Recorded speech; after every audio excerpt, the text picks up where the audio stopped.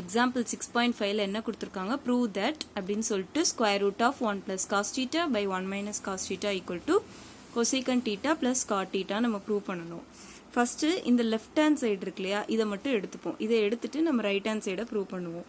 First அந்த left hand side இதுதான் நமக்கு வந்து கிவன் டேர்ம். ஃபர்ஸ்ட் டினாமினேட்டரில் இருக்கிறத ரேஷனலைஸ் பண்ணுறோம், டினாமினேட்டரை கொஞ்சம் ரெடியூஸ் பண்ணுறோன்னு அர்த்தம்.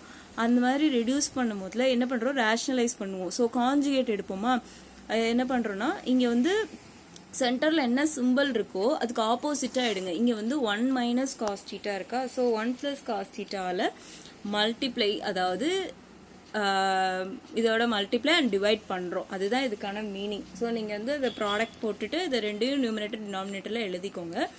எழுதிட்டு இப்போ வந்து மேலே நியூமரேட்டர் பார்த்தீங்கன்னா இது ஒரு டேர்ம், இது ஒரு டேர்ம். ஸோ இது ரெண்டையும் ப்ராடக்ட் பண்ணும்போது என்ன எழுதுவோம், ஹோல் ஸ்கொயர்னு எழுதுவோம். அதாவது x × x எப்படி எழுதுவோம், x² எழுதலாமா, அந்த மாதிரி இங்கே வந்து இந்த டேர்ம் இன்ட்டு இந்த டேர்ம் வந்து ஹோல் ஸ்கொயர்னு எழுதுறோம். கீழே அதே மாதிரி பார்த்தீங்கன்னா a - b × a + b equal to a² - b². இந்த ஃபார்முலா நமக்கு தெரியுமா, இதை தான் வந்து கீழே யூஸ் பண்ணியிருக்காங்க. இது வந்து a, இது வந்து b, a - b × a + b. இப்போ a² - b², அப்போ 1² - cos². அதை வந்து இப்படி எழுதிட்டோம். நமக்கு என்ன ஒரு ஐடென்டிட்டி தெரியும், sin² θ + cos² θ ஈக்குவல் டு 1 அப்படின்னு நமக்கு தெரியும்.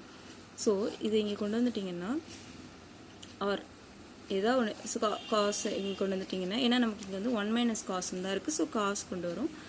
அப்போது 1 - cos² θ equal to sin² θ. So அப்போ 1 - cos² பதில் sin² ரீப்ளேஸ் பண்ணி எழுதியிருக்கலாம். எழுதிட்டாங்களா. இப்போ நியூமரேட்டரில் தனியாக ஸ்கொயர் ரூட், டினாமினேட்டரில் தனியாக ஸ்கொயர் ரூட், ஸ்கொயரும் ஸ்கொயர் ரூட்டு கேன்சல் ஆயிரும். அது மாதிரி கீழே ஸ்கொயர் ரூட் கேன்சல் ஆயிரும். மிச்சம் என்ன இருக்கும்னா 1 + cos θ by sin θ அப்படின்றது உங்களுக்கு இருக்கும். இதை வந்து டினாமினேட்டர் தனித்தனியாக ஸ்ப்ளிட் பண்ணி எழுதியிருக்கோம். 1க்கு தனியாக, காஸ்க்கு தனியாக, சைனை ஸ்ப்ளிட் பண்ணி எழுதியிருக்கோம். அதாவது நம்ம இப்படி தானே எழுதுவோம். ஆக்சுவலி கீழே சேமாக இருந்தால் ஹோலாக போட்டு sin θ இப்படின்னு எழுதியிருப்போம். அதை வந்து நம்ம ரிவர்ஸில் எழுதுகிறோம். 1/sin θ + cos/sin θ. ஸோ 1/sin θன்றது எதோட ரெசிப்ரோக்கல், cosecant θ ப்ளஸ் cos/sinன்றது cot θ. நமக்கு வந்து இது ஒரு நோன் ஃபார்முலா தான். 1/sin அப்படின்னா cosecant θ. அது மாதிரி cot θவோட ஃபார்முலா என்ன, cos θ by sin θ. இப்போது நம்ம யூஸ் பண்ண ஃபார்முலாஸ் இது அண்ட் தென் இது, இந்த மூணு தான் நம்ம யூஸ் பண்ணியிருக்கோம். ப்ரூவ் பண்ணிட்டோம். ஈக்குவல் டு RHSக்கு நமக்கு வந்துருச்சு.